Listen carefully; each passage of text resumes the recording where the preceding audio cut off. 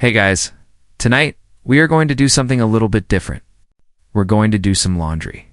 But not your laundry, with its familiar hum of the washing machine and the scent of lavender-scented pods. No, tonight we're taking a trip back to the 1st century, to a bustling Roman city, where the definition of clean was, well, let's just say it was potent. The air is thick with the smells of life, a mixture of baking bread, cheap wine, roasting meats, and something else. Something sharp and biting that catches in the back of your throat. You'll be elbow to elbow with senators in their finest wool and slaves hauling goods from the docks. Frankly, between the lack of germ theory and the questionable street food, you probably wouldn't survive the week. So, before you get comfortable, take a moment to like the video and subscribe, but only if you genuinely enjoy what I do here.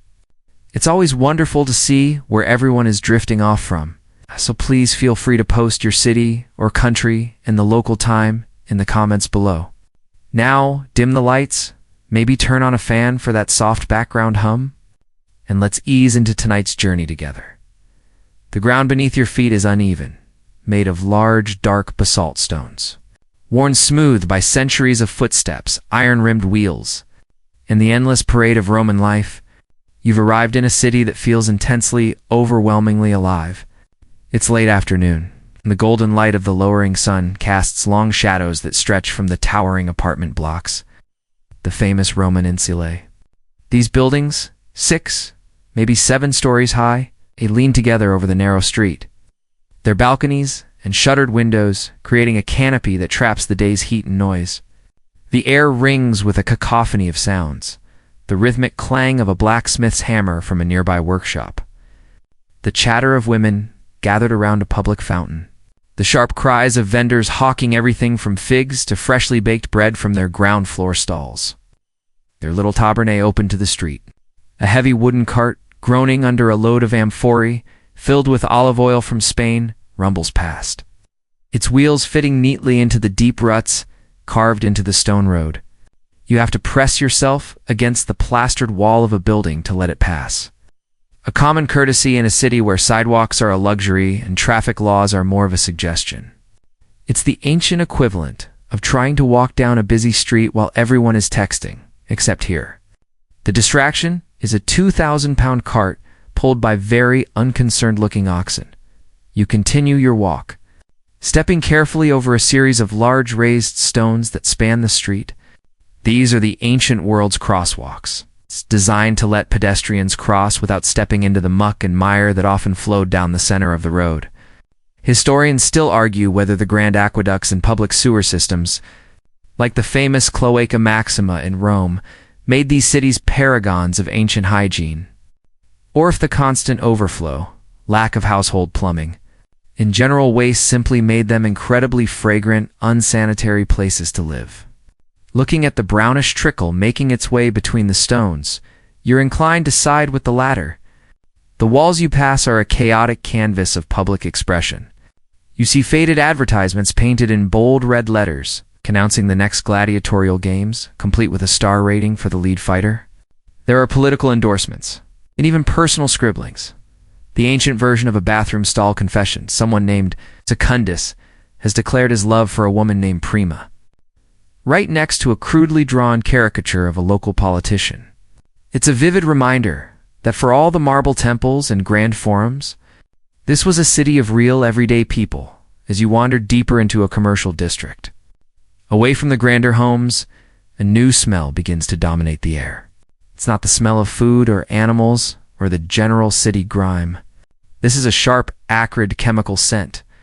It's the biting, unmistakable smell of ammonia, so strong it makes your eyes begin to water.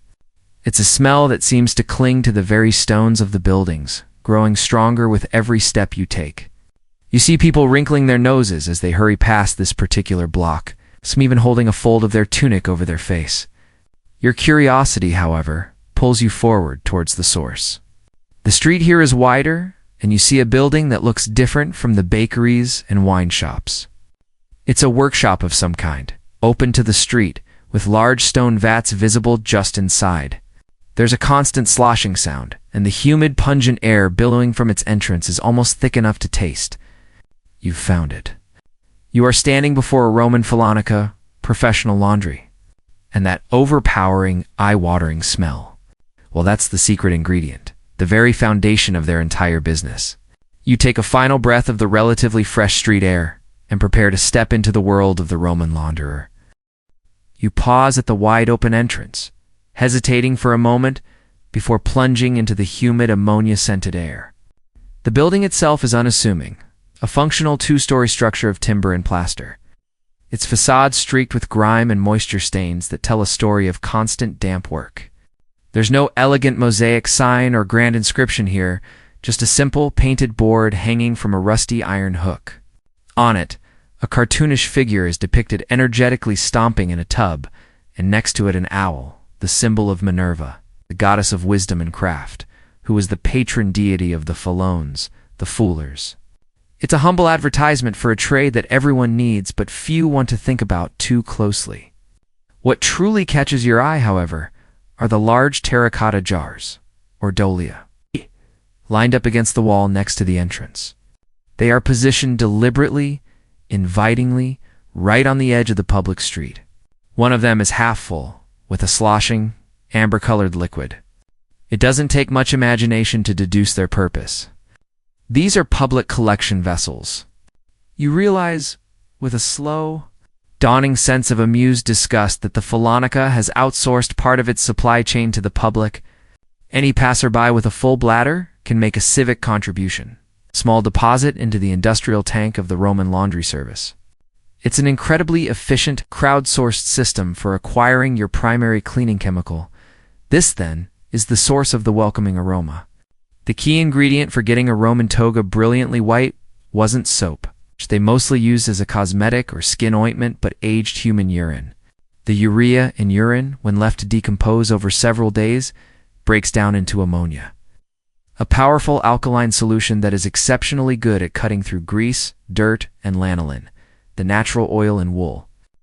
The Romans, without knowing the precise chemistry, understood the results perfectly. The smellier and more aged the vintage, the better it worked. A truly quirky historical tidbit is that the urine of animals, particularly camels, was considered even more potent and was a prized, rare commodity for the most exclusive laundries.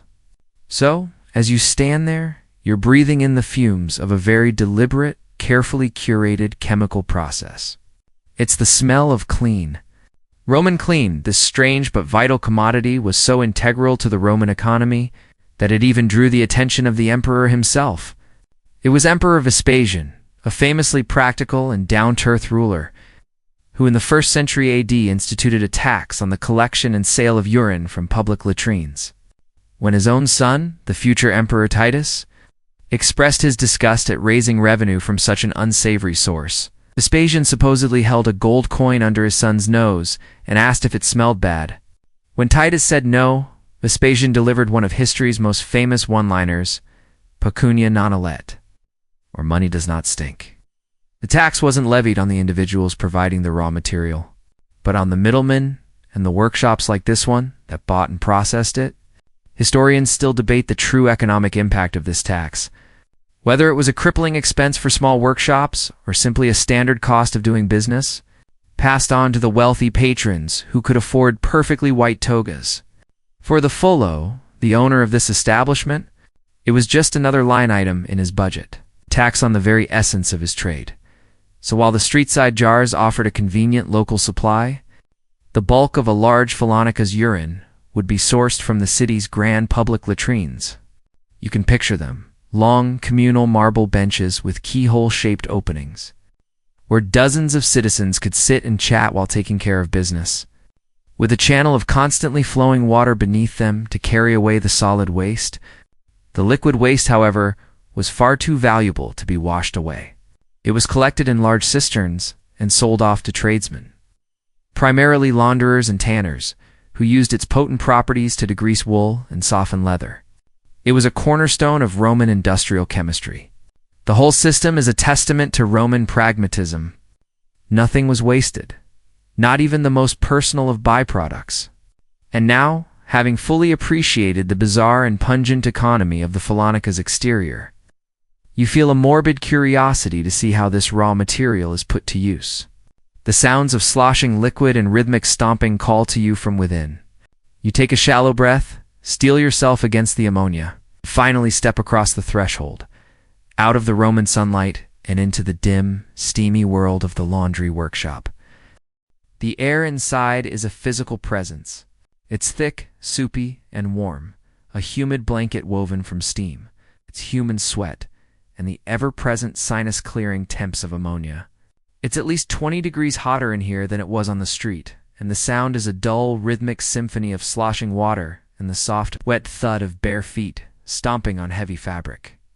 The light is dim, filtering in from a few high, unglazed windows cut near the ceiling, their primary purpose being ventilation rather than illumination. Beams of dusty, hazy light cut through the gloom, illuminating a world of constant wet motion.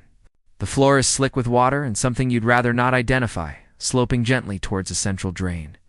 You are in the heart of the operation now, and there's no turning back. Before you are the workers, the Fullones.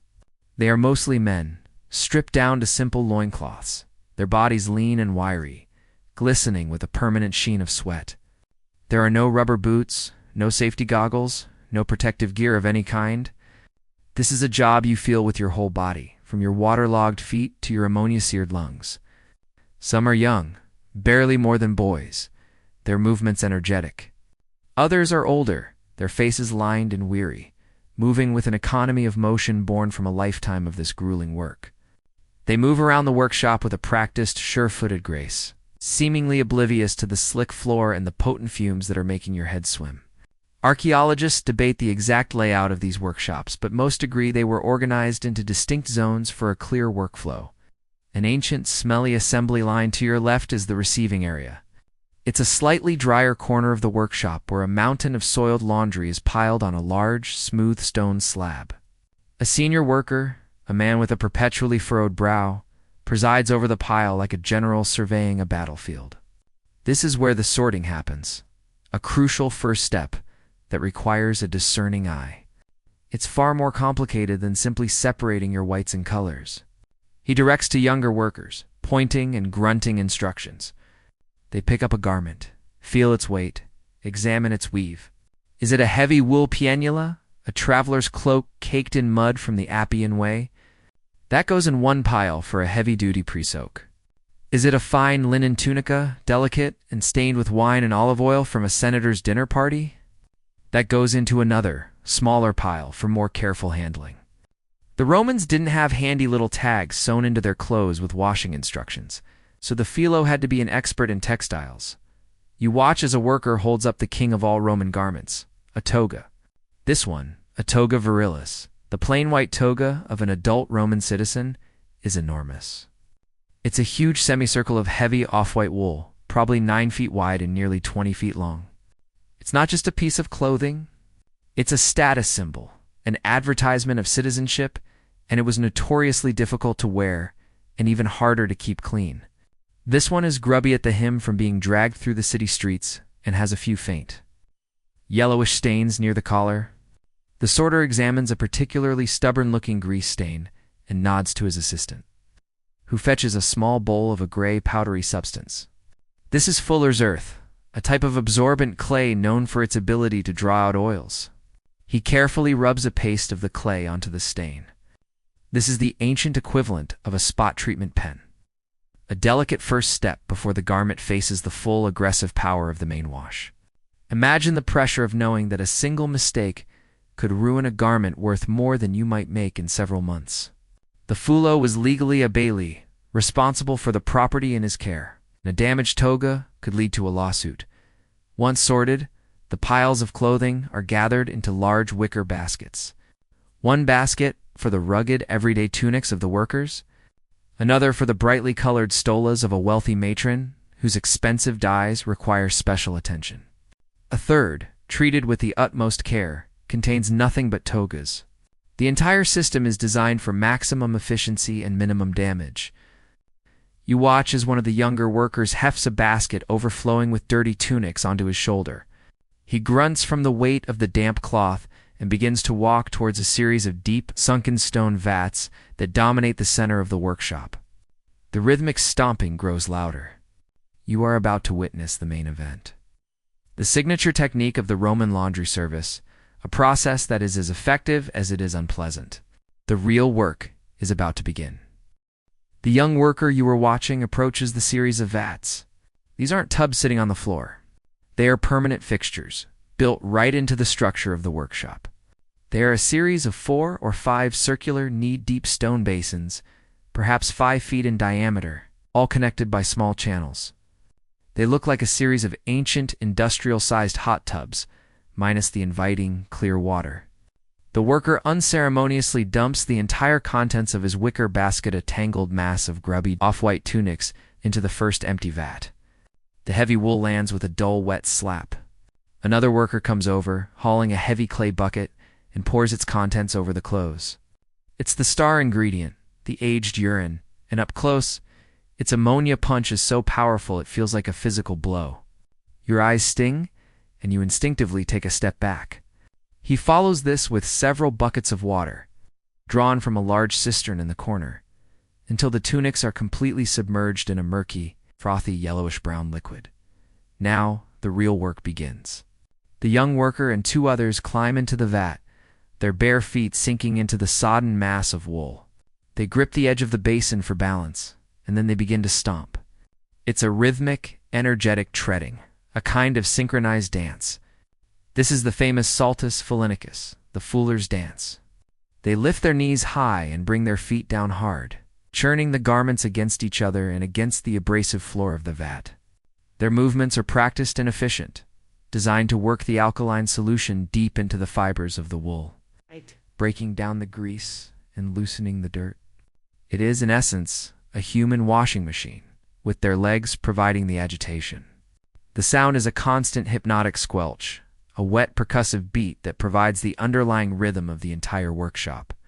You can't help but think of grape stomping for wine, but this is a far less romantic and infinitely more fragrant version of that activity. The resulting vintage is definitely not something you'd want to bottle. You watch them work for what feels like an eternity. Their bodies moving in unison, their faces beaded with sweat that drips down and joins the very solution they are treading in. This is incredibly strenuous labor.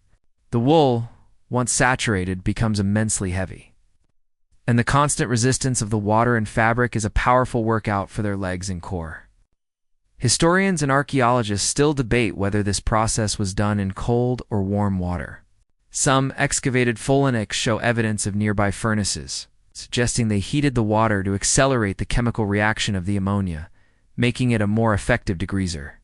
Others show no such heating systems. Applying the whole process relied on the chemistry of the urine and the mechanical friction generated by the stomping alone. Looking at the steam gently rising from this particular vat, it seems this establishment has invested in the luxury of hot water, turning the whole experience into a rather pungent, mandatory sauna for its employees.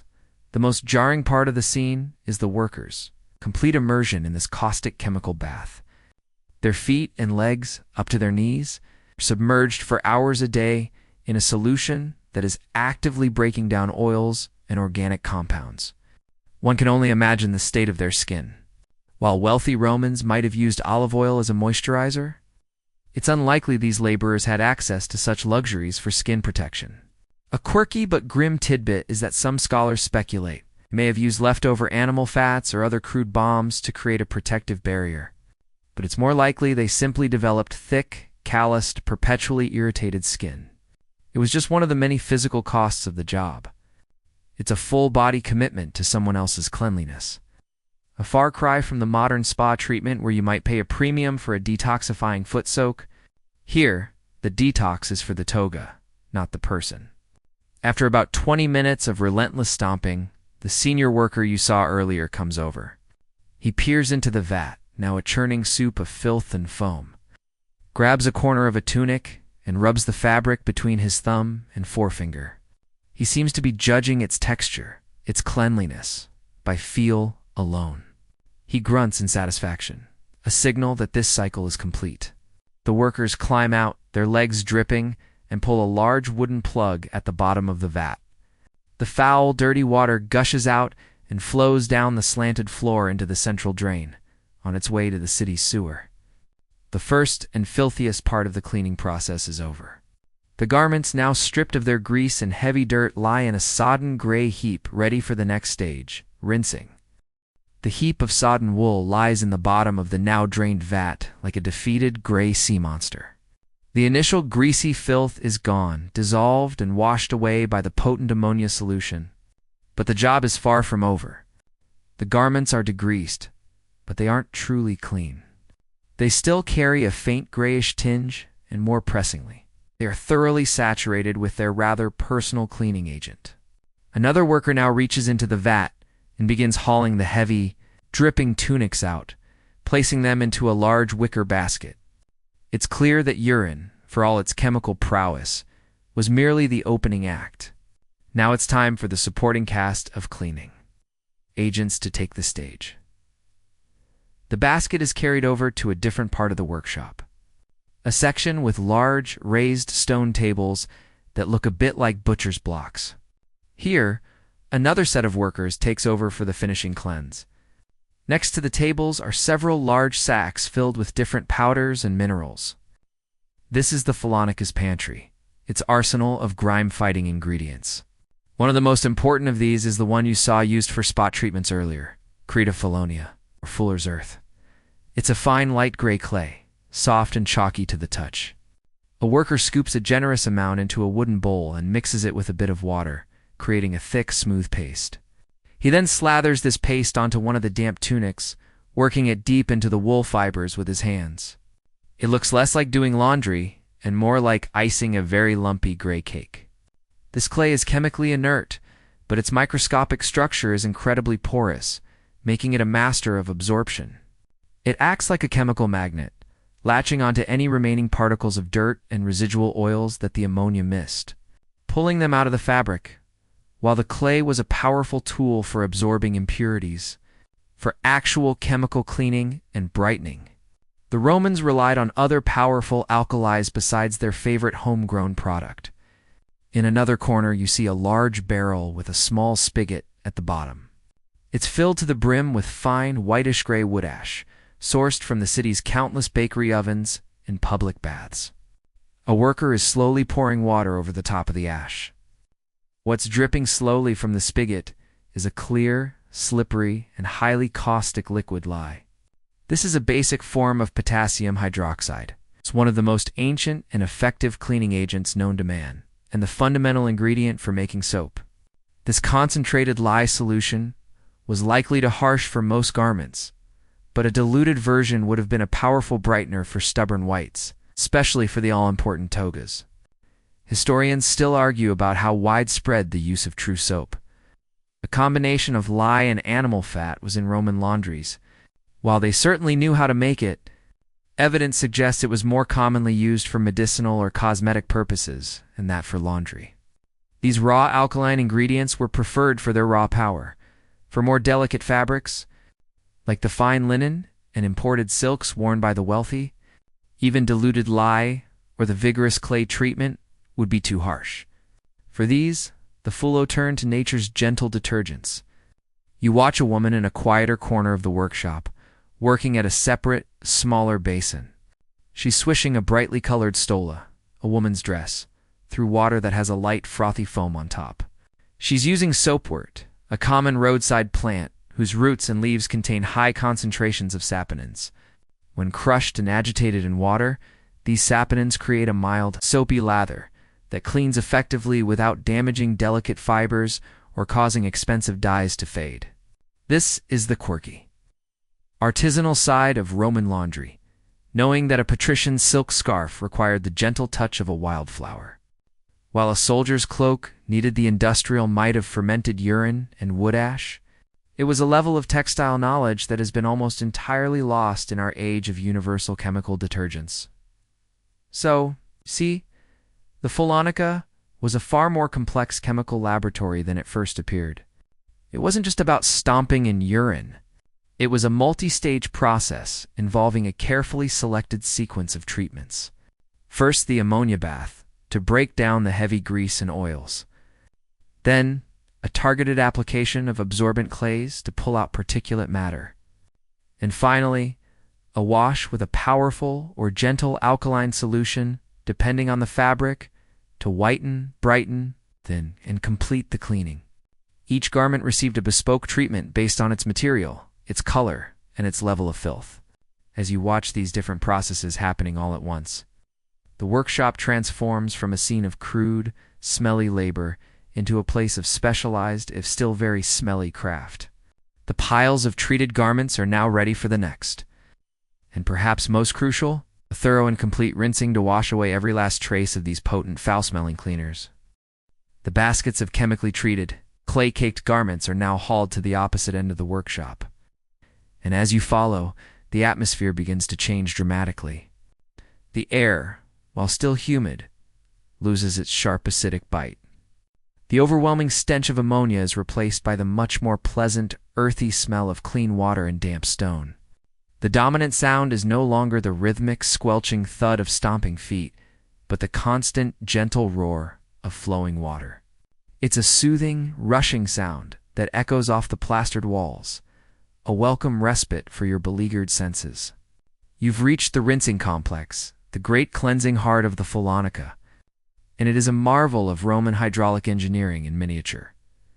Here you find a series of large, interconnected rectangular basins, constructed of waterproof cement and lined with smooth stone. Unlike the isolated stomping vats, these are designed as a system. Fresh, clear water, a true luxury, pours from a lead pipe, a fistula, controlled by a simple bronze tap, into the first and highest basin. From there, it overflows a low dividing wall into the second basin. Then the third, and so on, creating a continuous, cascading flow of clean water that eventually exits through a drain at the far end, disappearing into the city's sewer system. This is a direct tap into one of the city's great aqueducts, a testament to the fact that even a smelly, humble trade like laundry was considered important enough to be connected to the city's most vital infrastructure. A constant supply of fresh water was the Fullo's greatest asset. The magic ingredient that washed away the sins of the previous stages. Two workers stand waist-deep in the first basin, the one with the freshest, coldest water. They take a heavy tunic, still gray and stiff with clay paste, and plunge it into the churning water. The effect is immediate and deeply satisfying to watch. Clouds of gray clay and residual grime instantly billow away from the fabric, carried off by the current.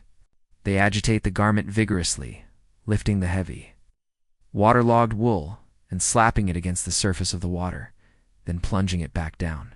They work it with their hands, squeezing and stretching the fibers to ensure every last particle of fuller's earth. And every trace of the ammonia solution is forced out. It's hard, physical labor, perhaps even more so than the stomping, as the waterlogged wool is incredibly heavy. One worker braces his feet against the side of the basin and twists a large cloak with all his might, a torrent of cloudy water pouring from it. After a few minutes of this intense washing in the first basin, they pass the garment over the divider into the second basin. Here, the water is already much clearer, and the process is repeated. Another worker takes the garment, plunging and agitating it, ensuring a second, more thorough rinse. This multi-stage system is a model of efficiency. The dirtiest clothes are washed in the first basin, using the clean water to remove the bulk of the filth. By the time the garments reach the final one or two basins, the water is almost completely clear, providing a final, purifying rinse that leaves the fabric free of any residue. The mainstream historical view is that this constant flow was a key feature. But some scholars debate whether the taps were left running all day. Was water so abundant that a Fullo could afford this luxury? Or did they operate a batch system filling the basins, using the water until it was too dirty, and then draining and refilling them to conserve this precious resource? Looking at the steady, gushing stream from the pipe, it seems this particular establishment has opted for the deluxe. Continuous flow package. You notice the workers in these rinsing basins seem almost cheerful compared to their counterparts in the stomping vats. They are still working hard, but they are immersed in cool, clean water, free from the caustic fumes. It must have been the most coveted job in the workshop, A quirky detail of these rinsing basins, found in the ruins of places like Pompeii, are the small, built-in ledges and abrasive surfaces on the walls, likely used for scrubbing particularly stubborn areas of a garment, using the clean flowing water to carry away the dislodged dirt. As you watch a tunic move from the first basin to the last, you witness its transformation. It entered as a stiff, dingy, smelly rag. It emerges from the final basin limp, supple, and a shade of white you wouldn't have thought possible. It is finally, truly clean. But its journey is not over. It is now spotlessly clean, but it is also impossibly heavy. Holding gallons of clean Roman water in its woolen fibers, and it's dripping profusely onto the floor. The next great challenge awaits, getting it dry. A worker, his arms corded with muscle, heaves a brilliantly clean but spectacularly waterlogged toga from the final rinsing basin. The garment, which was heavy to begin with, now weighs a colossal amount, saturated with gallons of water. He drags it over to a stone ledge, the excess water pouring off in a cascade. Getting this beast of a garment dry is the next great logistical challenge, a battle against physics and humidity. There are no industrial spin cycles or high-efficiency tumble dryers here. There is only human muscle and whatever assistance the Mediterranean sun decides to offer that day.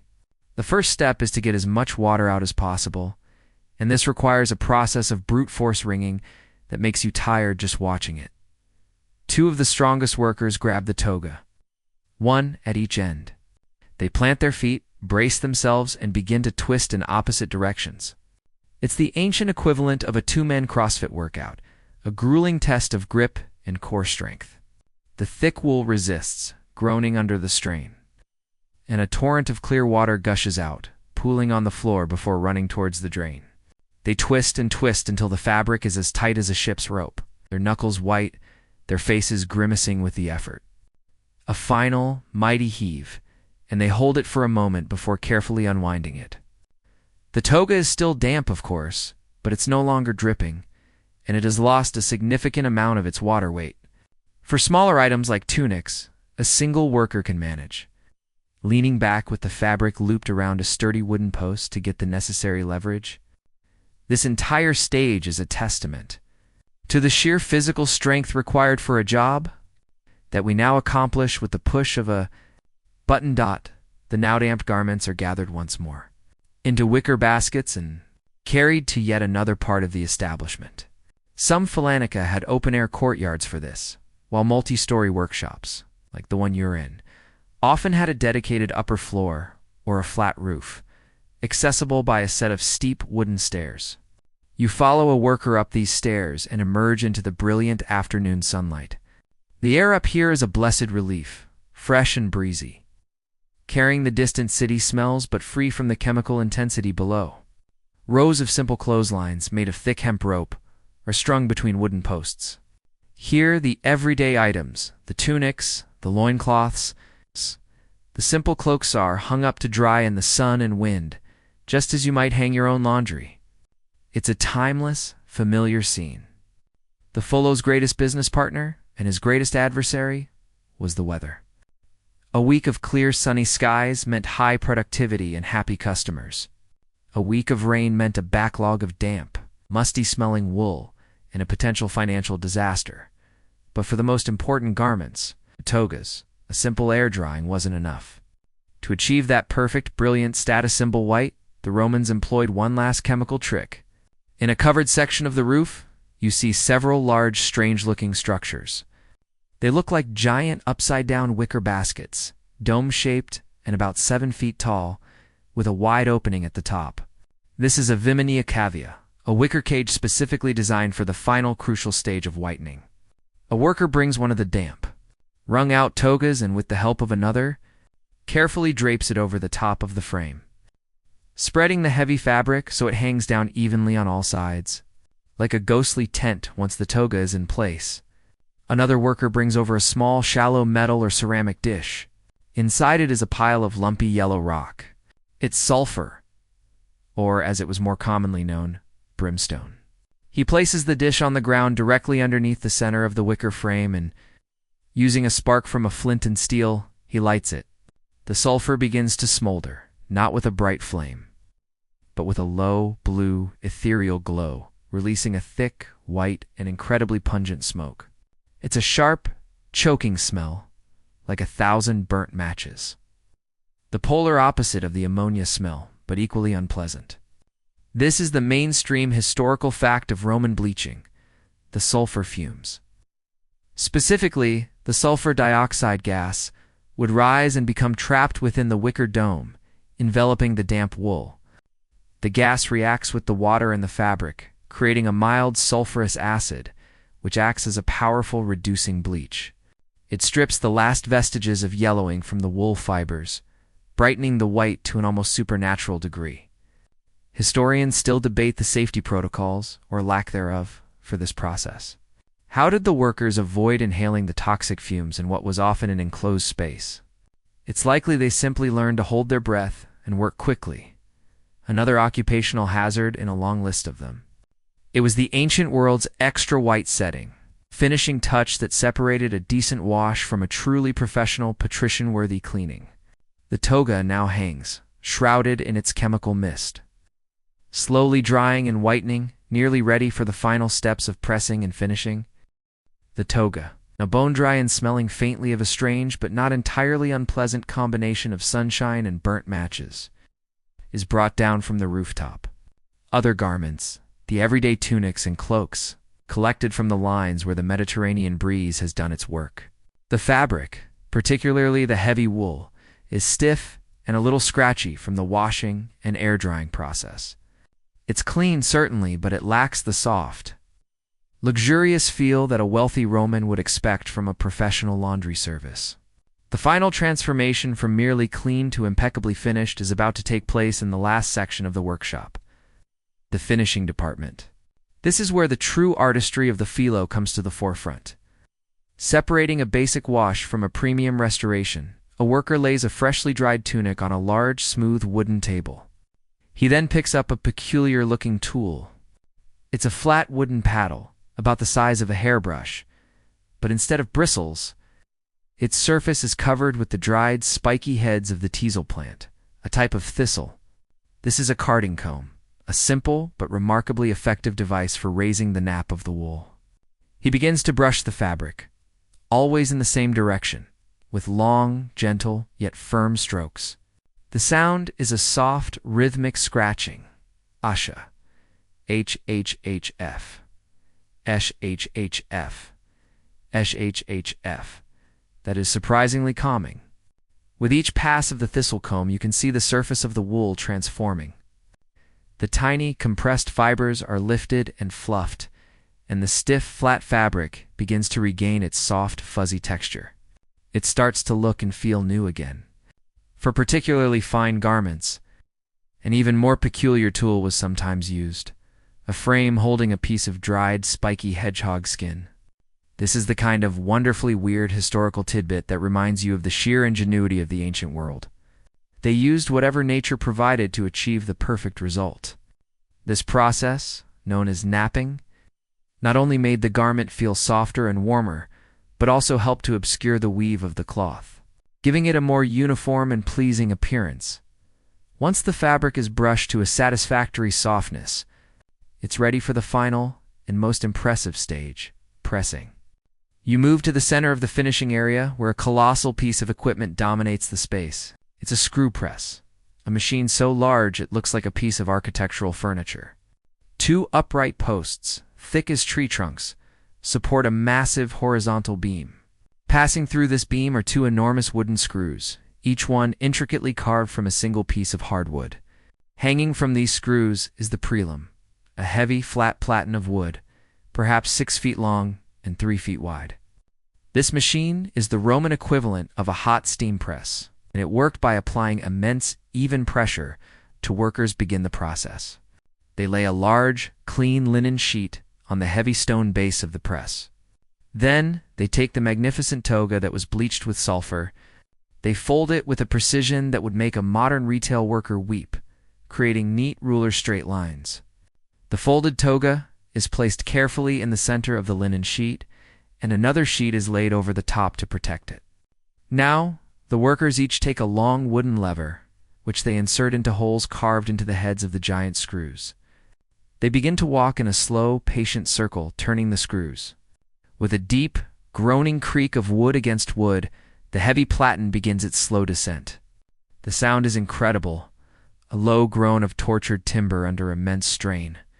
The pressure exerted by this machine was enormous, far greater than could ever be achieved by simply stacking weights on top of the fabric. Archaeologists and historians still debate whether these enormous presses were standard equipment in every Fullonica, or a high-end feature reserved for the largest, most elite establishments that catered to the senatorial class. Smaller laundries may have used more modest methods, like placing garments between smooth boards and piling heavy stones on top, but nothing could match the crisp, perfect finish of the great screw press. The workers leave the toga under pressure for a considerable time, perhaps an hour or more, allowing the immense weight to set the fibers into a perfectly smooth, flat state.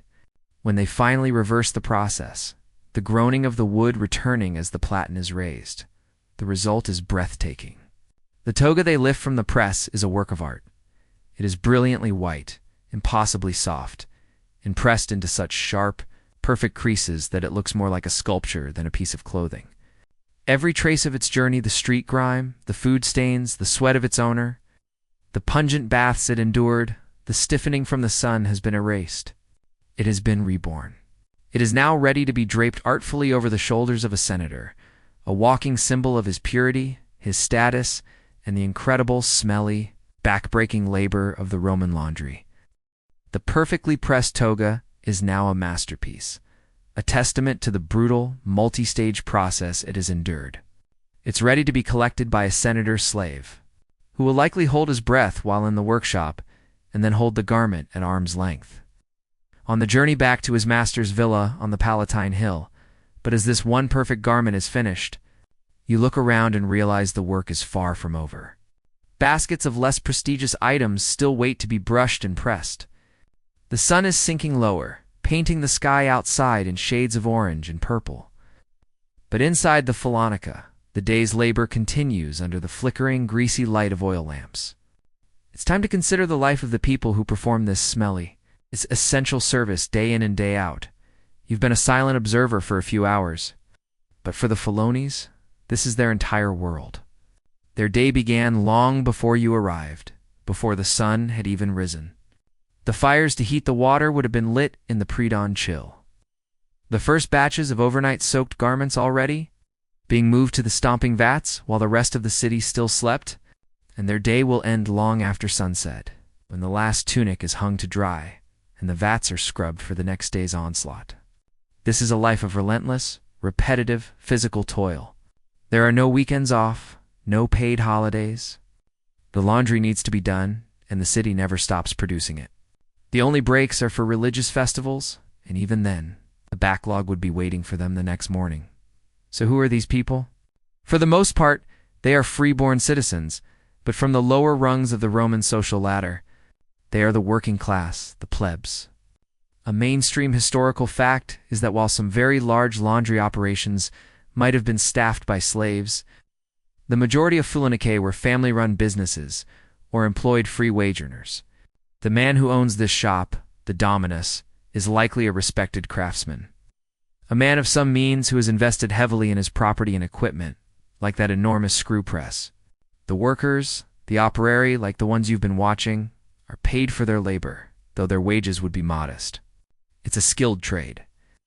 Certainly remember the expertise needed to handle different fabrics and dyes, but it's not a glamorous one. No Roman boy grew up dreaming of treading other people's dirty clothes in a vat of urine. It was a job you took because it was steady work, and in a city of 1 million people. Steady work was a blessing, despite their humble and fragrant profession.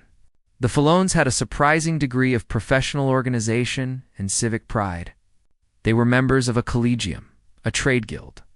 This was the ancient Roman version of a professional association or a trade union, and it was a vital part of their social and economic lives. The Collegium Fullonum was a brotherhood. They paid dues, which went into a common fund. This fund could support members who fell ill or provide a proper burial for those who died. A matter of supreme importance to the Romans. It was a social safety net in a world that had none. They would also meet, perhaps in a rented room or at a local tavern, to discuss business, set prices for certain services, and perhaps even to complain about the latest hike in Vespasian's urine tax. It was ancient water cooler talk, just with a much more pungent water cooler. This guild was also their collective public face. They would march together in civic parades, carrying banners bearing their symbol, the Owl of Minerva. They would pool their money to dedicate a statue in the Forum or to sponsor a set of games at the local amphitheater. Inscriptions from Pompeii show the Fullones as an influential voting bloc, publicly endorsing certain candidates for local office. A quirky tidbit is how visible they were in public life. The Foolers of Pompeii even had a grand guild-funded building dedicated right in the city's main forum. Historians still debate the true power and purpose of these guilds. Were they powerful lobbies that could influence policy and protect workers from exploitation? Or were they primarily social clubs and religious societies, more concerned with ensuring a good feast day for Minerva than with negotiating for better working hours or safer, less fume-filled conditions? The truth is likely somewhere in the middle. For the men and women who toiled in this workshop, their collegium gave them an identity beyond the smell of their trade. It meant they weren't just anonymous launderers. They were the Foolers of Rome, a vital, organized, and proud part of the city's complex machinery. As the last of the daylight vanishes, you watch one of the older workers stretch his back, his face a mask of deep exhaustion. And you understand that this guild, this sense of belonging, might be the very thing that gets him through another long day. The oil lamps cast long, dancing shadows across the workshop as the last of the day's work is finished. The dominus of the Fullonica, the owner, is not stomping in vats or hauling wet wool. He's at a small wooden desk in a relatively dry corner, a lit lamp at his elbow, hunched over a series of wax tablets. He uses a stylus to scratch figures into the dark wax, his brow furrowed in concentration. This is the nerve center of the operation, where the smelly, back-breaking labor of his employees is translated into the cold, hard currency of the Roman Empire, sesterces and denarii. For all its chemical processes and physical toil, the Fullonica is, at its heart, a business. And like any business, it runs on numbers. On the desk are small wooden tags, each with a name and a series of symbols etched into it. These are the customer receipts, the ancient claim checks. Each one represents a transaction, a promise of cleanliness for a price. And the pricing structure was far from simple. A basic wash for a common wool tunic might cost a few asses. The smallest Roman bronze coins, it was a high volume, la margin, part of the business. But then there was the high-end bespoke work. A senator's toga, for example, wasn't just washed, it was restored. The full servisa per soak, a urine stomp, a clay treatment, a sulfur bleach, a thistle combing, and a final, perfect press was a luxury package. The price for that could be many times higher, significant expenditure even for a wealthy Roman. You're not just paying for labor. You're paying for expertise and the risk involved in handling an item of clothing that might be worth more than the worker finishing it. It's the ancient equivalent of the sinking feeling you get when the dry cleaner tells you how much it'll cost to clean your best suit. Except here, the secret ingredient is even less appealing than perchloroethylene. Then there are the taxes, the bane of every Roman business owner. You remember Vespasian's famous urine tax? This wasn't just a witty anecdote. It was a real operating expense. The dominus had to factor this into his budget. The mainstream historical fact is that the state levied this tax on the sale of urine collected from public latrines, which the Fullones purchased in bulk. This meant the primary raw material for his business came with a government surcharge. Historians still argue whether this tax was a simple fee paid by the collectors and passed on to buyers like our dominus, or a more complex system tied to the size and output of the workshop itself. Did an imperial tax collector come around with a ledger and measure the volume of his urine cisterns? It's a comical image, but for the owner, It was a serious financial consideration that directly impacted his profit margins. He had to price his services high enough to cover the cost of labor, materials, rent, water rights, and, of course, the government's cut of his key ingredient. The scale of these operations varied enormously across the Roman world. The workshop you're in is a medium-sized, successful business. But in a city like Pompeii, frozen in time by Vesuvius, we see the full spectrum. There were small, family-run laundries with just a couple of vats operating out of the back of a house. And then there was the Fullonica of Stephanus, one of the most famous examples. It was a large, lavishly decorated workshop built into what was once a grand private mansion right on a main street. It had huge rinsing basins, a massive screw press, and even living quarters upstairs for the owner. Stephanus was clearly the ancient equivalent of a laundry tycoon, a man who had turned this smelly trade into a highly profitable enterprise. The existence of such grand establishments shows that laundry wasn't just a cottage industry. It could be big business. The customer base was also vast. It wasn't just the wealthy who needed their togas whitened. Think of the thousands of people living in the towering insulae, the apartment blocks you walked past earlier. These crowded tenements had no running water, no kitchens, and certainly no laundry facilities. For the tailor, the baker, the shopkeeper and their families, the local Fullonica was an essential service, the only way to get their clothes clean. This provided a steady, reliable stream of income for the dominus. His business was recession-proof and essential. A quirky but fascinating tidbit from the world of Roman commerce is the use of these wooden receipt tablets called tesserae. Some found in archaeological digs are incredibly detailed, noting not just the customer's name, but the number and type of garments, their color, and the agreed-upon price. A binding contract against loss or damage. It was a surprisingly sophisticated system of accountability. As the dominus finishes his calculations for the day, he blows out the lamp, plunging the workshop into darkness.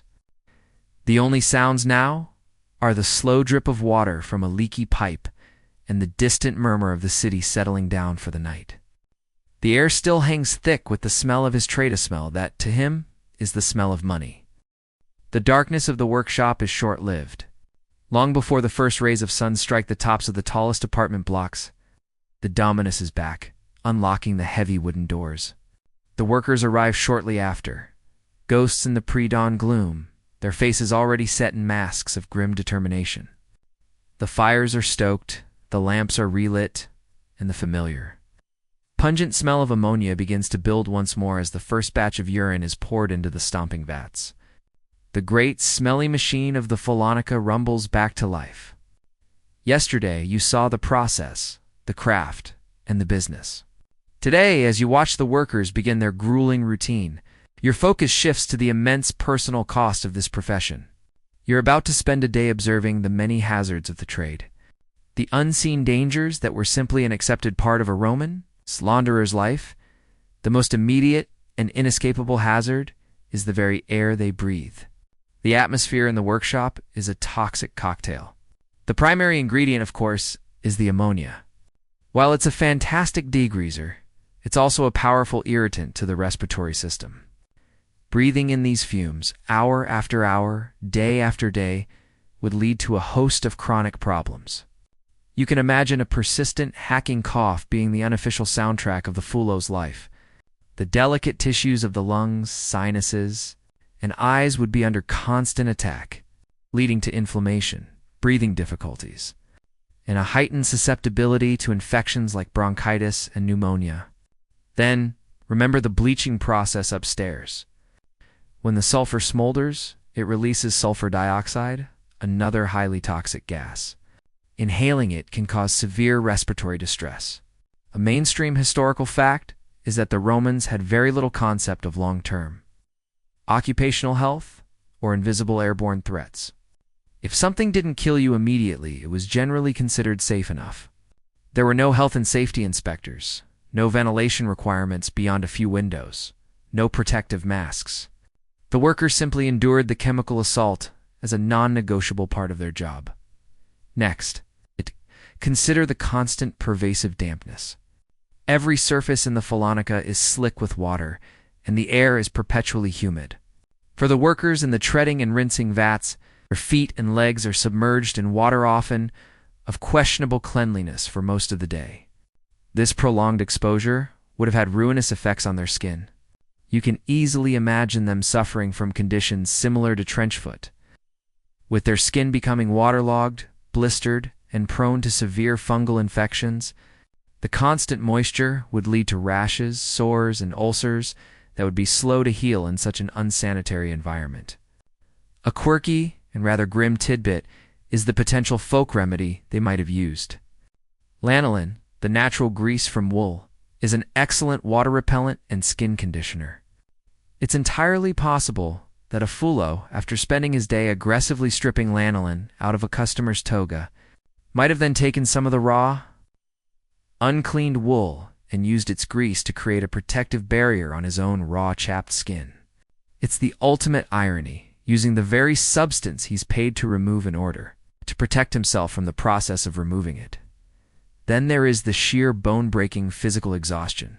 This is not a sedentary job. The stomping in the vats is a high-impact, repetitive motion that would be brutal on the joints of the ankles, knees, and hips. The lifting of gargantuan, waterlogged garments would lead to chronic back pain and a high risk of hernias.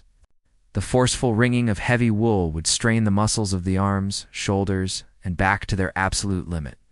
This wasn't the kind of healthy exercise a modern person seeks out. This was a relentless, grinding breakdown of the human body. Historians and bioarchaeologists still argue about the specific evidence for this in the Roman skeletal record. By examining the bones of individuals buried in working-class Roman cemeteries, they look for signs of extreme arthritic degradation in the joints, or specific patterns of musculoskeletal stress that might identify an individual as a fullo, or at least as a heavy manual laborer. The bones themselves can tell a story of a life of toil. It's a silent testament to the physical price of keeping Rome's togas white. Finally, there's the ever-present risk of simple mundane accidents. The floors are stone, and they are always wet and slippery.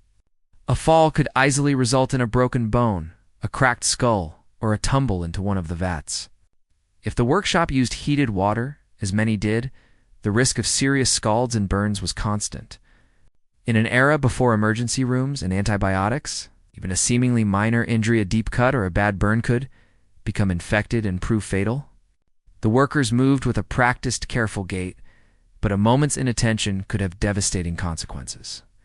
As you watch a young boy slip for a second before catching his balance on the edge of a vat, his face flashing with fear, you realize that survival here depends as much on luck as it does on skill. This workshop, a place of transformation for cloth, was a place of slow, steady decay for the human body. As the new day's work gets into full swing, your attention is drawn away from the endless mountains of white and off-white wool. A worker is carefully lifting a garment from a basket that has been kept separate from the main pile. It's not a toga or a common tunic. It's a woman's stola, dyed a deep, rich shade of crimson.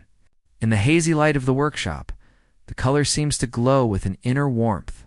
This single, colorful garment introduces an entirely new and fiendishly complex dimension to the fullo's job. Cleaning a white toga is a battle against grime.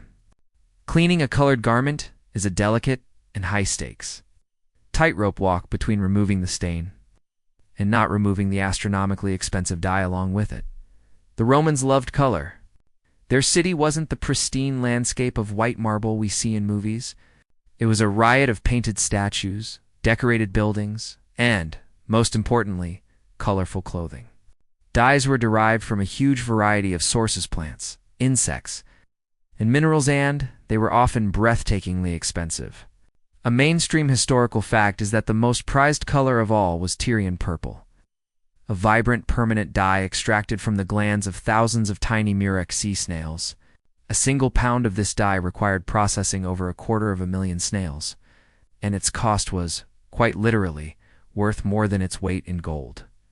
A man wearing a toga with a simple Tyrian purple stripe, the toga praetexta, worn by magistrates and high priests, was displaying a level of wealth equivalent to driving a luxury sports car today. When that garment got dirty, you didn't just toss it in the wash with everything else. You entrusted it to an expert, a fullo, who understood the delicate chemistry of color preservation. This is where the role of the fullo becomes even more specialized. It wasn't just about cleaning.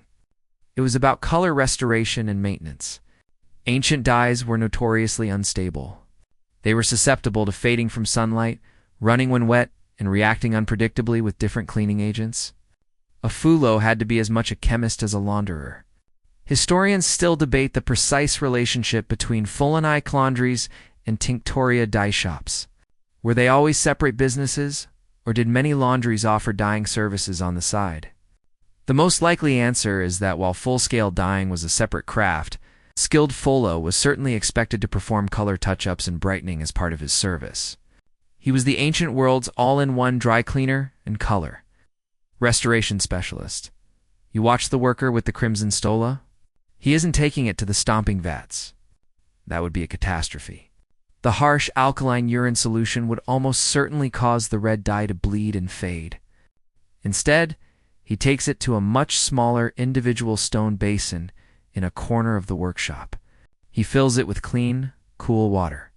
He then adds, not urine, but a measure of a different substance, alum, a mineral salt that acted as a mordant.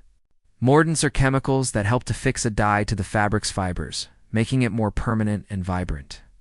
A gentle wash in an alum solution could help to reseal the color, preventing it from running and even subtly brightening its hue. It was a preventative treatment, an essential part of the high-end laundry service. But here's where things get truly strange and counterintuitive. A quirky and fascinating tidbit of Roman laundry chemistry is that their primary cleaning agent, urine, could be both a destroyer and a savior of color depending on the dye in question. For some dyes, its ammonia content was ruinous. But for others, particularly the reds and yellows derived from the madder plant, a carefully controlled, diluted ammonia bath could actually make the colors more brilliant. The alkaline solution would react with the dye molecules, brightening their shade and restoring a vibrancy that had been lost to wear and sun. The fullo had to possess a deep, almost instinctual knowledge of how each type of dye would react. He would look at a garment, identify the color as madder red, woad blue, or saffron yellow, and know instantly which of his strange potions to apply. For the crimson stola, he avoids the urine, but for a dull orangish tunic, he might prescribe a quick, gentle ammonia wash to bring it back to life. It was a level of expertise that went far beyond mere scrubbing and stomping. He was a guardian of the rainbow, tasked with keeping the Roman world as bright and colorful as its citizens demanded. As you stand observing the delicate work of color preservation, a wealthy-looking citizen, holding a perfumed handkerchief to his nose, strides past the entrance of the Fullonica. He casts a brief, disdainful glance inside, his lip curled in a visible sneer, before hurrying on his way. The workers inside don't even seem to notice. They are absorbed in their world of steam and suds, immune to the casual contempt of the outside world. This small, fleeting interaction is a perfect window into one of the great paradoxes of Roman society. The Fullones were absolutely fundamentally essential, and yet they were almost universally reviled. They were a necessary, smelly evil. Think about the importance of appearance in Roman culture. A citizen's toga was not just clothing. It was his uniform, his billboard. A crisp, brilliantly white toga signified his status, his purity, candor, from which we get the word candidate, and his respectability. In a world without mass media, your public presentation was everything. It determined how you were perceived in the forum, in the law courts, and at the endless cycle of social and political gatherings that constituted Roman public life. And who made this all-important presentation possible? The fullo. Every senator who delivered a speech in a gleaming toga, every magistrate who sat in judgment, every respectable citizen who walked the streets owed his immaculate appearance to the back-breaking, foul-smelling labor of the men in this workshop. They were the invisible support staff for the entire Roman elite. Despite this crucial role, they were socially ostracized. The reason is simple and pungent. Their trade was irrevocably associated with human waste. They spent their days wading in, handling, and breathing the fumes of the city's collected urine. In a society that, for all its public latrines and aqueducts, was deeply concerned with concepts of ritual purity and pollution, the Fullones were permanently professionally unclean. They literally washed the city's dirty laundry and took on its filth as their own. This stigma was so pronounced that it was even reflected in Roman law and urban planning. A mainstream historical fact is that laws often dictated where trades considered noxious, like tanneries and laundries, could be located, while some, like the famous Fullonica of Stephanus, managed to secure a prime spot on a main street. Many were relegated to the less fashionable, downwind districts of the city, clustered together where their collective aroma would be less likely to offend the delicate noses of the wealthy. It was a form of ancient zoning, driven by the sense of smell. This social disdain also made them a frequent target for Roman wits and satirists. They were an easy punchline. The poet Catullus, known for his sharp and often vulgar wit, wrote a scathing poem about a rival in which he compared the man's smile to the act of a Celt brushing his teeth with urina, known practice that drew on the same chemical principles as the Fullonica. Jokes about fullers and their signature scent were a common trope. You can imagine two Romans at a wine bar. Did you hear about the Fullo who went to the perfume shop? He asked the merchant what was new, and the merchant fainted. It was cheap, easy humor, but it reinforced the social stereotype of the launderer as a walking, talking embodiment of filth. A quirky tidbit related to this is the sheer sensory footprint a Fullo must have had. After a 12-hour day, the smell of ammonia and sulfur wouldn't just be on his clothes. It would be in his hair, in his skin, baked into his very being. Did people give him a wide berth in the market? Did he have a designated downwind corner at the local tavern? It's almost certain that a Fullo was identifiable by smell long before he was. Identifiable by sight. Historians still argue about the true social standing of these essential workers. On one hand, you have the undeniable stigma, the jokes, and the legal restrictions. On the other hand, you have the evidence of the powerful collegia, their trade guilds. These organizations had wealth, they had influence, and they provided their members with a strong sense of community and professional pride. Did this collective power and relative financial stability allow the Fullones to carve out a respectable niche for themselves, creating a kind of parallel society where they were judged by their peers and not by the sneering elites? Or were they forever trapped on the margins, their economic necessity never quite washing away the stain of their profession? The answer is probably that their status was deeply ambiguous. They were simultaneously indispensable and undesirable. Wealthy enough to fund public monuments, but too smelly to invite to a dinner party, you look at the workers again. Their movements efficient and synchronized. They laugh and joke with each other, sharing a camaraderie forged in the steamy, pungent air. Perhaps this workshop wasn't just a place of labor, but a sanctuary. Here, surrounded by the tools and smells of their trade, they were not objects of ridicule. They were masters of a difficult and complex craft, respected for their skill and strength. The outside world could hold its nose and tell its jokes, but in here, they were kings of their own foul-smelling castle, the quiet, unacknowledged guardians of Roman civilization's clean white facade. The smoky, flickering lamplight of the workshop seems to dim and dissolve, and the humid, pungent air gives way to something else entirely, the dry, warm, dusty air of a southern Italian afternoon. The sounds of labor, the stomping, the sloshing, the creak of the press fade into an almost profound silence, broken only by the distant chirp of cicadas and the soft crunch of your own footsteps on ancient gravel. You have stepped out of the generalized, imagined Roman laundry and into a real one, or at least its ghost. You are now walking through the excavated streets of Pompeii, a city frozen in time by the catastrophic eruption of Mount Vesuvius in 79 AD. It's here, in this perfectly preserved time capsule, that our understanding of the Roman laundry trade moves from speculation to certainty. You turn a corner onto the Via dell'Abbondanza, one of the city's main thoroughfares, and there it is, the Fullonica of Stephanus, one of the largest and most complete laundries ever discovered. You stand where that disdainful citizen once stood, but now you see it not as a place of filth, but as a site of immense historical importance. You step across the threshold, and the layout is uncannily familiar.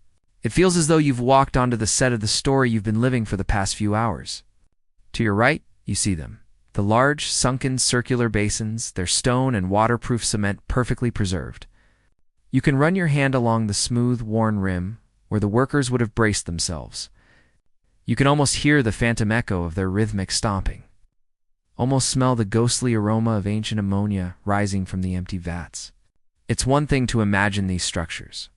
It's another to see them, solid and real, baked by 2,000 years of sun.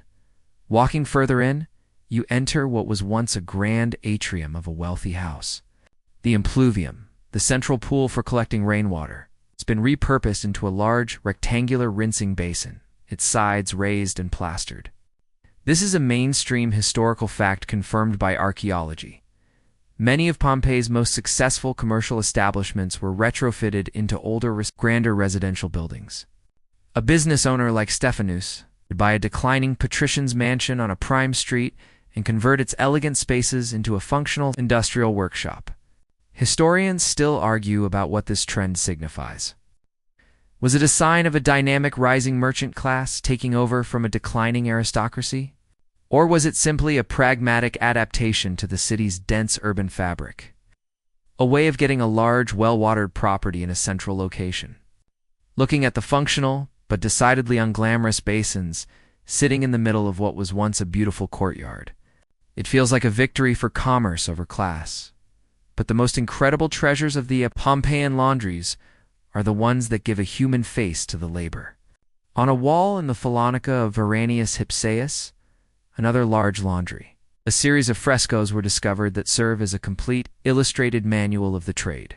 It's the ancient world's version of an employee training video, painted right on the wall. You can see them clearly in your mind's eye.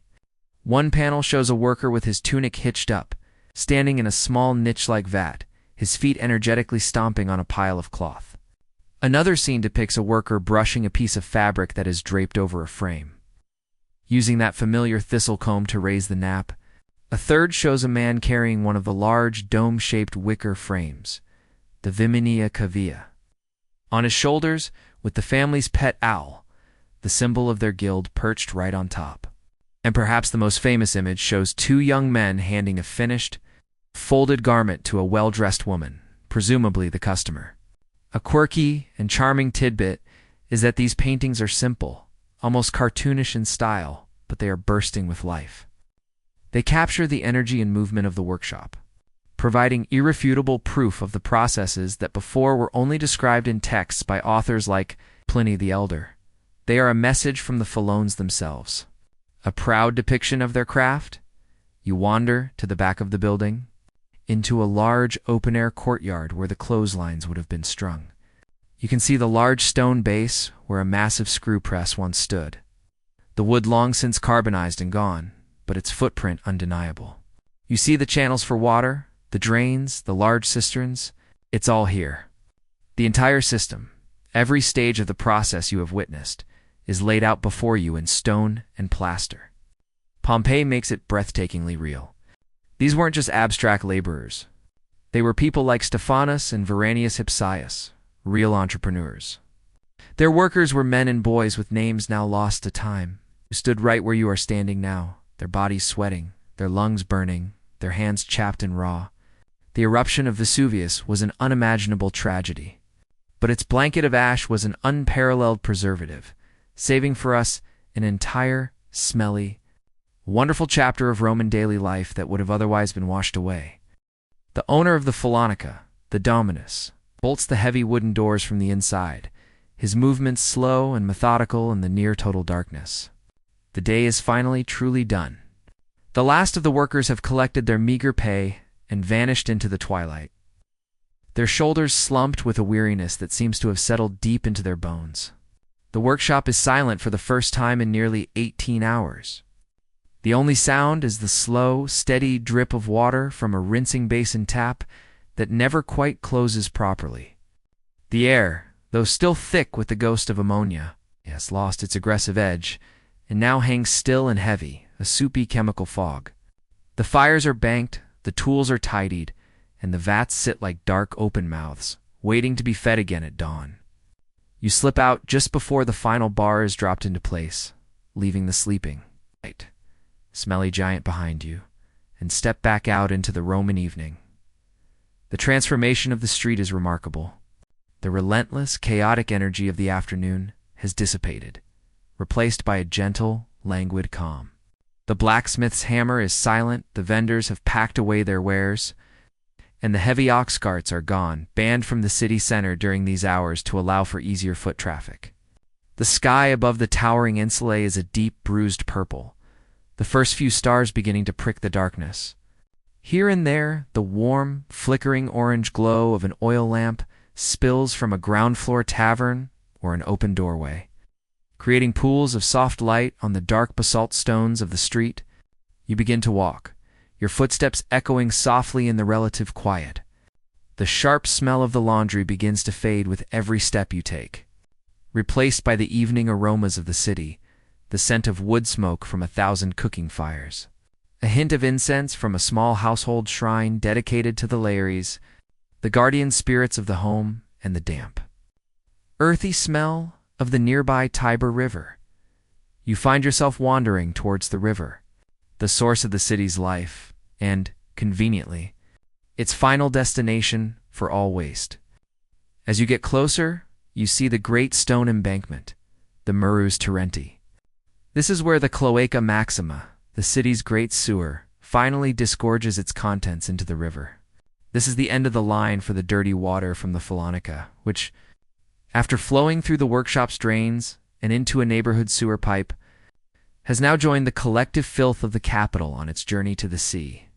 A mainstream historical fact is that the Tiber was both a revered river god and a utilitarian dumping ground, a perfect encapsulation of Roman pragmatism. Along the banks, the long shallow barges that bring grain and goods from the port of Ostia are tied up for the night, their crews, perhaps, enjoying a well-earned meal in a dockside tavern. Historians still argue about how dark and dangerous Roman cities were after sunset. Some ancient writers paint a terrifying picture of unlit, maze-like streets where muggers and footpads lurked in every shadow. Others suggest that on main thoroughfares, the combined light from shops, wealthy homes, and the torches of private citizens would have created a reasonably safe and navigable environment. Walking here, in this commercial district near the river, it feels like a middle ground.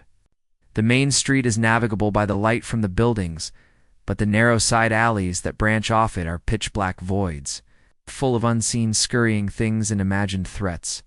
You stick to the wider path. A quirky tidbit of Roman nightlife is the existence of the vigils, a corps of freedmen who acted as both the city's firefighters and its night watchmen. You see a patrol of them now, 4 men in leather helmets carrying buckets and axes, their hobnailed boots clanking on the stones. One of them holds a torch aloft, its flame a dancing beacon in the gloom. They offer a nod as they pass, their presence a small but reassuring sign of order in the vast, sleeping city. You have left the world of the laundry behind, its story told. Its workers now hopefully in their own beds, resting their aching limbs for the dawn that will come all too soon. The sounds of the city have become a low, gentle hum, a soft and steady rhythm that seems to sync with your own slowing heartbeat. Your journey is coming to its end. The day's labor is done. The city's endless, churning energy has finally softened into a quiet, sleepy murmur.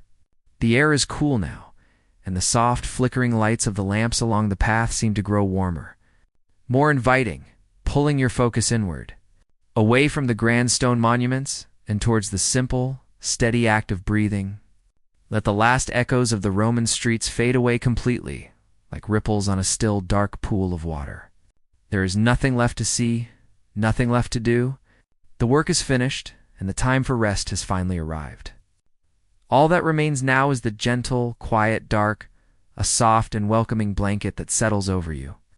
Allow your thoughts to drift away like smoke from a dying ember, letting go of the day, letting go of the story, till there is only this moment of profound peace.